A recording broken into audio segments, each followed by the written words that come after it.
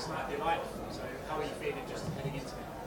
I feel really, really good, man. I'm very excited. I've trained my whole life for this, and ain't nothing left to it but to do it. Without any disrespect, I think Jon's probably the favourite heading into this fight, the dominant champion. For you, do you take a silver lining in that thinking, well, no one really expects me to win, so I can just go out there and do it, all the pressure's on him? Well, I mean, that's the case anyway, whether the odds said it or not. He's champion. It's his belt to lose. It's mine to gain. I get to be free, you know. I really got nothing to lose. I'm undefeated. I'm fighting Jon Jones, arguably the greatest of all time. I go out there, I put my entire heart on my sleeve, I fight with everything I have, and worst case scenario, I don't come out on top. But I lost to Jon Jones.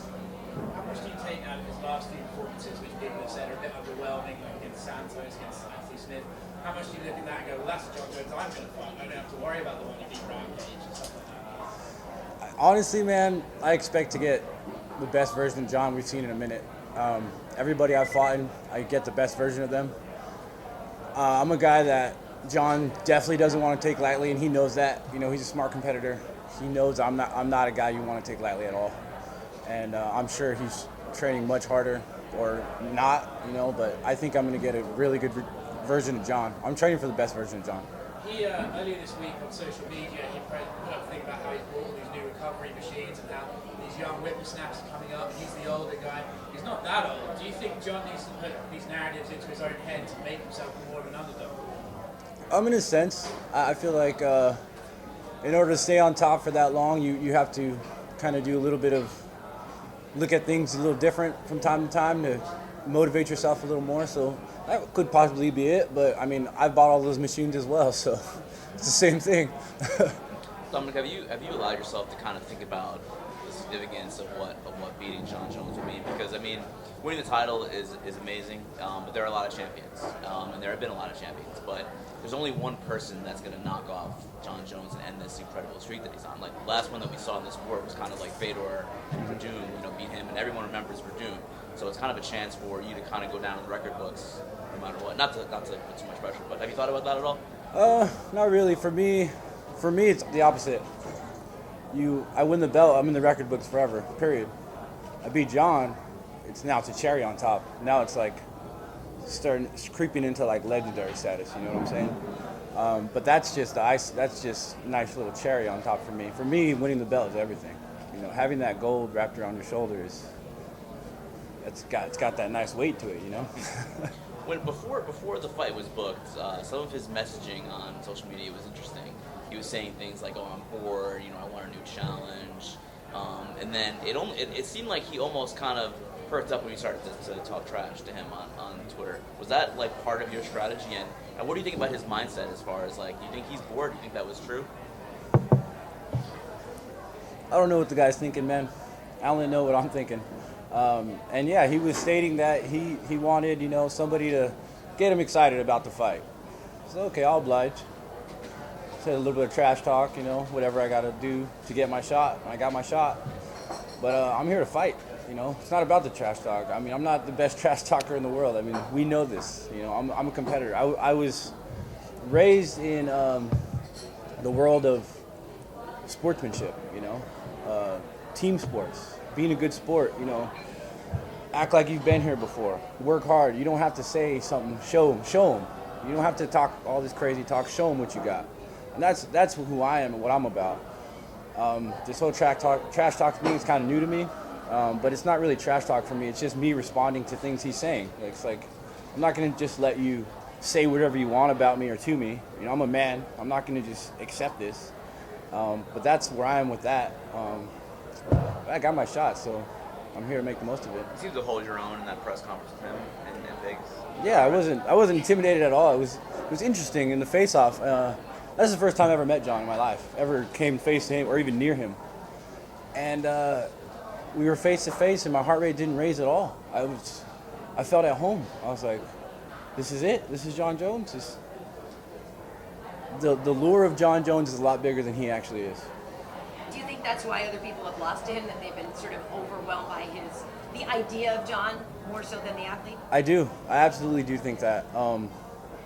It's easy to fall into that. You know, there's every single person is trying to tell you that. Oh my God, you're fighting Jon Jones. Like, what are you gonna do? Like, I'm gonna fight. Like, I'm gonna do what I'm great at. I'm gonna do what I love doing, and that's just what I'm gonna do. People think it's a lot more. You know, it's still a fight. It's just a fight. But everybody's like, it's Jon Jones. He's 6'9". His wingspan's 7 foot. It is, you know. But it's just, man. And yet people say, though, after the fact, after losing to him, they're like, yeah, it was different. And I did feel different in there. And once you let him start to dictate where it's going, you can see you're going to lose, right? So what have you learned by watching other people try and fail? Fight your fight. Don't let him fight your fight for you. Don't let him get in your mind. Don't let him say, oh, we're going to go easy, man. We're going to start off easy, blah, blah, blah. And then he just changes up the tempo and starts doing this, starts doing that. And he lulls people into a false sense of security, I believe. In all his fights, he starts pretty slow on purpose. You know, the first round, he kind of feels them out and lulls you into this is what Jon Jones is. And then he changes the speed, he changes the fight. And he controls the center of the octagon. I mean, there's so many things that he does that are small nuances to the game. And I see him. You know, I'm I'm ready. I'm ready. You said it was what you expected when you faced off with him. So what were your expectations? Did you think like that Jon Jones, like, oh my God, it's Jon Jones, like I thought he was gonna be glowing or some shit. Like, I don't know, man. Like my whole life, I grew up watching this guy and exuding all this different kinds of energies. And when I saw him in person, and when I faced off, and I was this far away from him, I was like, this guy's just a man with very many insecurities. I can see it all over him. What kind of insecurities? He don't want to lose, man. His ego drives this guy. I'm driven by love and passion, man. A lot different thing. Do you think you have to beat him twice? Because I imagine if you beat him, they're probably going to give him a rematch before he even leaves the cage. I hope to fight him twice. Second time, I'll be champ. So, good for me. Jon, you talked about, for a long time, football was your focus. He's been champion now, roughly a decade. Do you remember the first time that you heard about Jon Jones?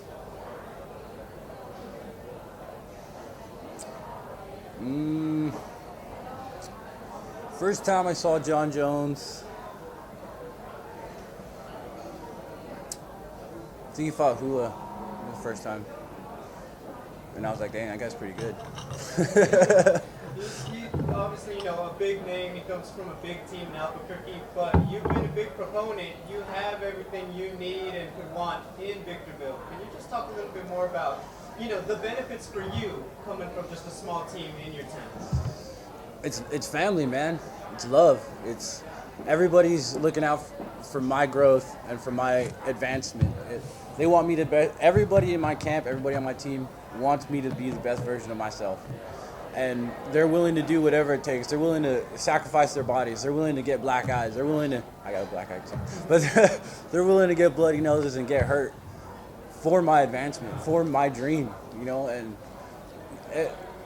not everywhere you go, you'll have selfish people like that on your team, You'll go to a camp or something and guys are growing on their own. Everybody has their own career that they're doing, and they're trying to be the best version of themselves as well.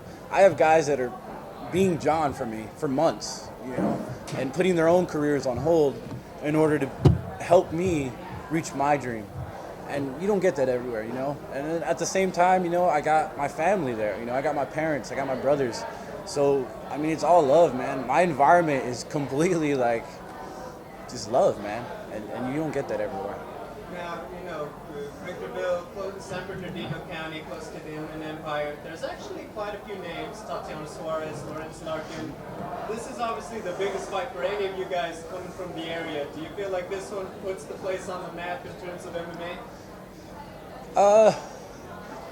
Yes and no, man. We're going to be on the map no matter what. We go out there and we compete and we win and we do well.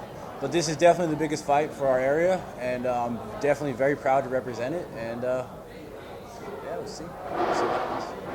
When Kane was this champ, there was a lot of talk about having a Latino champ and what he meant to the community. I'm not sure how much of a part of that you are, how much you feel like you're carrying, the mantle for your people, if that's a big thing. No, absolutely. But if it is, could you maybe let us know how you feel? Oh, it means a lot. It's my blood. It's where I come from. My dad came from Mexico when he was 12 years old, and it means a lot to him. It means a lot to me. It means a lot to everybody in my community. To have somebody you could get behind, that shares the same blood, it means a lot, and it makes me very proud to be from there. It's that tough, that hard working. It's hard work and just toughness, and man, it means so much to so many different people in my life, and I want to make everybody proud, but at the end of the day, this is my journey, and I got to do this for me. I'm doing this for me, and so yeah. Para la raza, para Everyone. Right. But so when we talk, My university, my hometown, the state of California, Southern California, like all my friends throughout the world, everybody who supports me. I mean, there's so many people that I'm doing this for, but nobody's going to be in there with me. Well, with that said, we always talk about that great Mexican fighting spirit, and there is a lot of expectation on you to fight a certain way, to throw down, I'm willing to give as much blood as necessary. I'm willing to tear whatever needs to be torn. I'm doing whatever it takes to get that gold. I'm willing to die in there, man. I'm literally willing to die in there. And that's what it's all about. Putting your entire heart on your sleeve. Fighting till you cannot fight anymore. Till there's nothing left. That's it. This is it. This is my once in a lifetime opportunity. Whether it's once in a lifetime or not, this is my once in a lifetime. And I'm going to do everything I can. And I will give whatever it takes. Would this be the biggest athletic achievement for anyone from Stony Brook? I think Joe Nathan won a World Series. Yeah. But this is definitely bigger. Yeah. Well, this is an individual. Yeah, and this is winning the World Light Heavyweight Championship against arguably the greatest of all time. So I think it would be the biggest. Not taking away anything from Joe, but this is huge. Have you got anything from those guys back in? Yeah. Sea Wolves back there. The Sea Wolves are showing love these days, and I'm excited about that. I mean, I love my university. I saw an interview you did earlier this week, I think, about Jones and his eye pokes, and there's been a lot of stuff about eye pokes recently with Stipe having vision issues. It's a big deal. It could be keeping him out indefinitely for his career. Is that a legitimate worry that you have with Jon? I mean, it's an issue in the sport these days.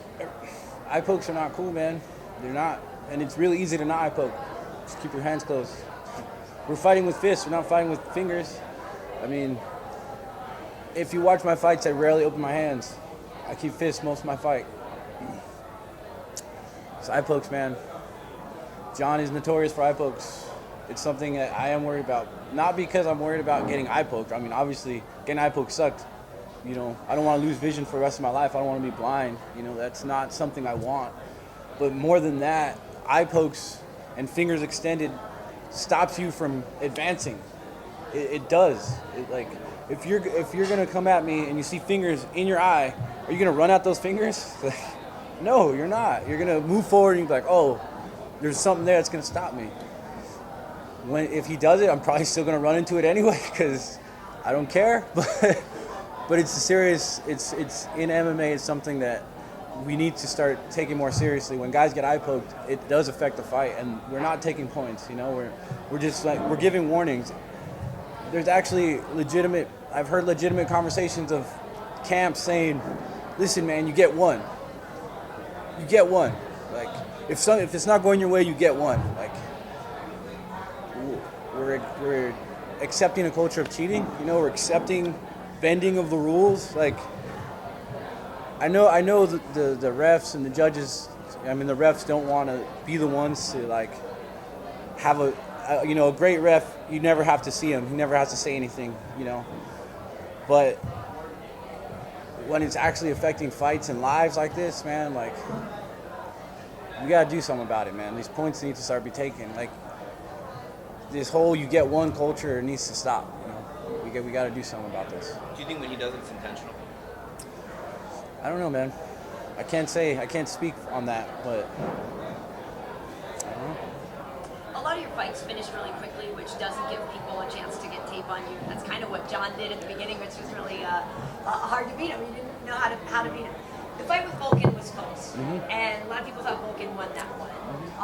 What do you take away from that fight, and do you think like maybe that's the one where people can learn how to fight you? That was my worst performance of my career. Okay. Like, if you want to take that, that's cool. I mean, take it. But I've completely evolved as a fighter. I switched camps for that fight. I went to Colorado for that whole camp, and things didn't exactly go my way. But I learned that I could fight through adversity. I mean, he broke my nose in the first round in 4 different places with one punch. Like, I was inhaling blood the whole fight. Like, so my cardio went, but my heart didn't. I have heart. I'm gonna fight. I'm gonna fight, man. I learned a lot about myself in terms of my toughness. I'd gone pretty much my entire career up to that point without being hit. Like, it's pretty crazy. Like, I made it into the UFC, and I was fighting Volkan Oezdemir, and I haven't really been hit up to that point. And I always had a question in the back of my mind, like, can I take a punch? Like, I don't know if I could take a punch. Can I take a punch? And that fight answered those questions for me. I could definitely take a punch. And that made me like, all right, I could be champion. Because in order to be champion, you have to be able to take a punch. You're not going to fight a championship fight and not get hit. Like, so that made me realize, I can be champion. I have the skills, I have the speed, I have the power, I have the movement, I have the IQ. I enjoy it, I love it, but can I take a punch? And I definitely can take a punch, and I'm ready to take this championship, man. Jon, I know you're a Laker fan, you're a Southern California kid. Do you have any thoughts that you want to share about what happened this past weekend? Tragic, man. It was absolutely heartbreaking for me and for most of the world, and prayers go out to, Kobe and his late wife, his wife, Vanessa, and man, I can't imagine what she's going through. Losing a daughter and a husband in one swoop,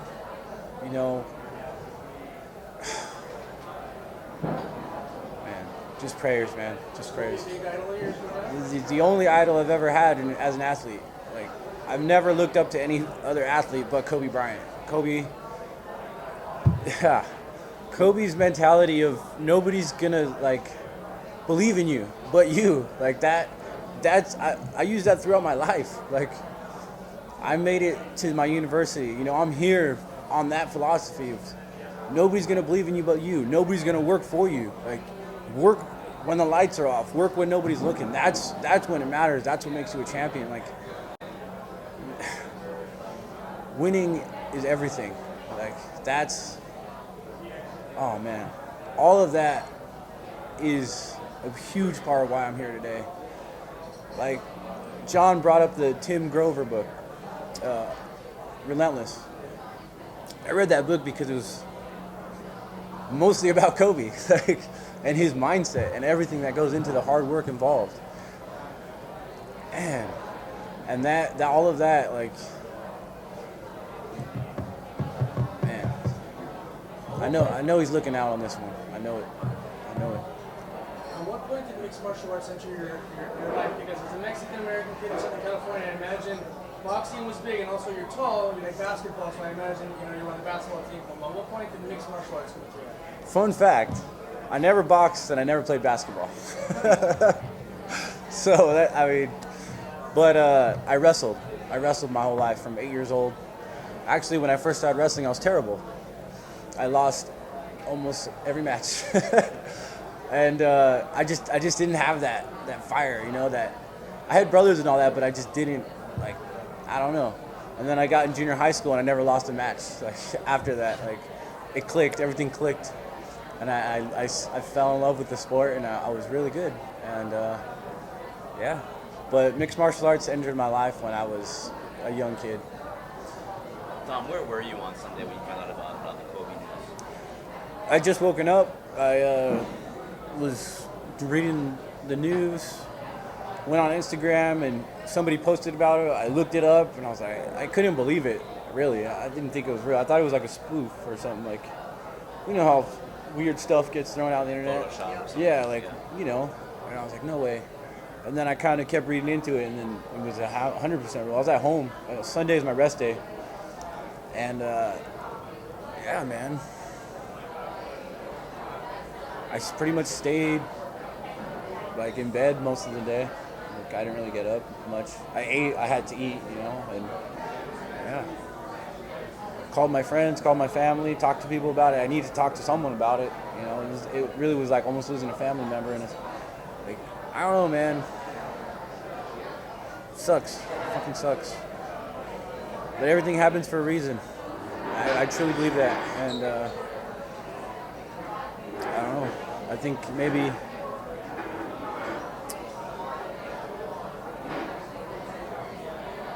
I don't know, man. I got nothing on it. Did you go to a lot of games at Staples when you were? I never went to any games, man. We could never afford it. Like, my family wasn't the wealthiest, and we have 4 boys. It's hard to get to Laker games, especially during the Kobe era of very expensive tickets. But I watched almost every game he played, and it wasn't really about the games he played. It was about the man he was more than anything. I mean, he was amazing. His last game, really, so many moments. We could go on all day about this, but Kobe's the man. He's the man. It's that simple. I would always get the Jordan Kobe debate was very common in my university, and I would go aggressively, very aggressive. But yeah. A lot of athletes have kind of done their own honor and homage to Kobe over the last week. Anything planned for next week in Houston to rep SoCal, to rep Kobe? I mean, I'd like to wear his jersey throughout the week, but I don't know if Reebok will be very excited about that. I don't know. We'll see. Definitely win this belt. He's definitely in my heart. He's definitely on my mind. You think 49ers or the Chiefs? See, that's the question now, isn't it? Yeah. I'm going to have to go with the Niners just because I'm a defensive guy myself. Yeah. And their defense is something. Man. When you're clicking like that on defense and you're just attacking, you're just a bunch of wild animals. It's just like, that brings the whole team up. That is so contagious. And when the offense knows they have a bunch of dogs that are just hungry and rabies and going crazy, man, it gets me excited, man. It reminds me of my old squad. You know, we were a very good defense, and you can see the love they have for each other. And I'm gonna have to go with the Niners. Mahomes is no joke. No, I'm not debating that at all. Mahomes is a freaking animal. It's unbelievable how composed that kid is. I mean, and then Tyreek and the whole offense, and you let those guys get a little spark, and they're creating a bushfire, man. It's not good. You know, it's interesting though. Obviously, if you become the champion, like you're going to be rubbing shoulders with these guys. Those are your peers in a way now, right? Winners and ring holders and stuff like that. Yeah. I mean, have you really considered how? I mean, they always say that your life will change. I mean, like, do you really understand how much it could? I understand it. I do, but I don't like to look at things that haven't happened yet. You know, I could kind of a little bit mentally prepare for it, but in my mind, being a champion isn't just winning one fight. You know, you're a champion by who you are, your character, and how you live your life and what you do. It's not just an overnight kind of thing. So, yeah, things will change overnight if I beat Jon in the sense of, you know, who I'm rubbing shoulders with in a sense. But I still got my family, I still got my friends, I still live in my hometown, so it's not like I'm going to be living in LA all of a sudden and I'm hanging out at the Comedy Store every night, which would be cool, but but it's just yeah. Well, we're all professional athletes. We will, if we have something in common, I'm sure we'll eventually come into contact whether or not I become champion or not. So no skeletons in the closet though that you want to just get off your chest now, because you know your whole life goes on display once you become champ, and everything in and out of the octagon becomes fodder for. Let me think. I got nothing right now. Dominick, at what point in your training or your actual performance in the cage did you go, I'm ready to face Jon Jones? Like, I'm good enough now. Because at the beginning of your career, in the early interviews, you're like, hey, slow down. Yeah. I'm still getting Absolutely. there. At what point did you go, okay, I'm ready? Well, obviously this last fight, I mean, knocking out Chris Weidman in a minute is no easy feat. That, you know, I don't think anybody's ever beat Weidman in the first round. I think dealing with that whole fight week, and then once I was backstage and I was completely like relaxed, and I was watching the fights, I was like, man, I want to get a scrap tonight. Like, Greg Hardy was in there, and I was like, I just want to throw down, bro. Like, I kind of want to get hit. And he's like, yeah, bro, me too. And like, we both like started getting pumped. I was like, hell yeah, this is gonna be dope. And then it was just like, I was just chilling. And then the warm up was great. And then on the walk, like, I just felt so at peace, so that like, I am exactly where I'm supposed to be. Like, I felt like everything was aligning, perfectly aligning for me. And after that fight, it just seemed like this is the next step. Like, I'm ready. I'm in the cage. I recognize everybody on the outside. Me and Bruce are like friends now. Like, it's crazy. Like, it's no longer that, oh my God, I'm in the UFC. Like, look at, you know, there's Joe Rogan. And you're like, when you first get in, you're like kind of starstruck by the whole experience. Now it's like, these are all my homies. Like, let's get it. Like, it's really cool. It's really cool. Like, I just feel like I'm ready, man. Everything's kind of aligned in my life to, it just makes sense. Well, plus everybody said it about you. This man is going to be a champion. So how much does that bear on you, knowing everybody expects it? And, I mean, not really, because people are going to say, like, not to be, I respect what they say, and I appreciate it. yeah. But it's like, just like, after every fight, this guy's the next great fighter. No matter what fight card it is, it's like, oh, this guy though. Well, this guy, and then like all of a sudden 4 months later, you're on the bottom of the queue, and then you're not even being talked about. Like, look what happened with the Walker Corey Anderson thing. Like, I didn't fight for a little bit, and all of a sudden, people don't even know it exists. Like, who the heck is Dominick Reyes? Like, Yeah. what?